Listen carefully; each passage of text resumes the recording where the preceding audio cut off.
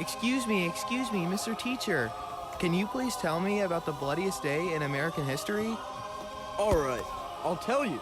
But first, let me give you some background. In the West, General Grant won Forts Henry and Donelson, and then an attempt to capture Richmond was launched by McClellan, Major General, to bring the Confederacy into peril. But this failed when Lee captured his army in June.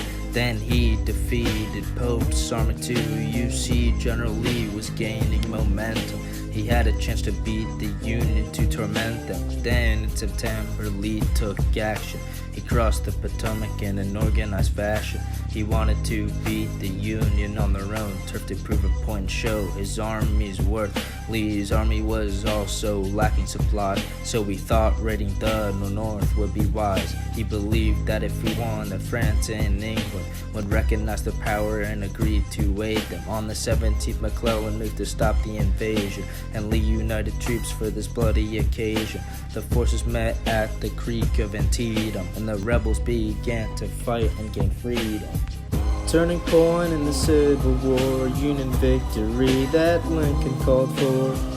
Bloodiest day of our history with 23,000 casualties.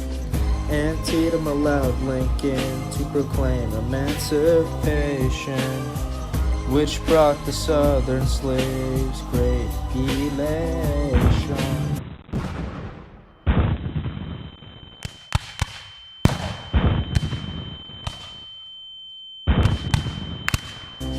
The battle began in a sudden blink when General Hooker attacked Lee's left flank. Strong attacks swept across Miller's cornfield, but neither side was willing to yield, even though the Union had more men. At Dunkerchurch, Stonewall Jackson stood again. Then the Union progressed steadily. At Sunken Road, they pierced the Confederacy. Burnside pushed across the stone bridge and began to collapse the rebels a smidge. But then from Harper's Ferry came Rebel A.P. Hill, who pushed the Union back, saving Southern will. Although outnumbered, Lee committed his whole force, but General McClellan only used 3/4. This Union partial approach was too slow, so the rebels kept up on all sides. You know, Lee's army became severely wounded, so they retreated and the battle concluded. Lincoln wanted to pursue and not let them go, but McClellan thought different, so he said no. Turning point in the Civil War, Union victory that Lincoln called for. Bloodiest day of our history with 23,000 casualties. Antietam allowed Lincoln to proclaim emancipation, which brought the Southern slaves great elation.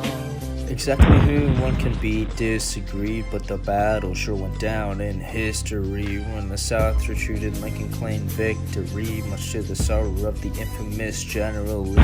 Confederate invasion was put to a stop, which shifted momentum and placed the North on top. The rebels lost aid from European countries, which put the entire South at an armies. Lincoln gave the Pullman emancipation, proclaiming freedom for slaves in rebelling locations. He saw it as a fit and necessary war measure, an act of justice and something to be treasured. This declared the Union cause of slavery and helped urge Yankees to fight with bravery. Antietam led to victory and new amendments which would impact America's descendants.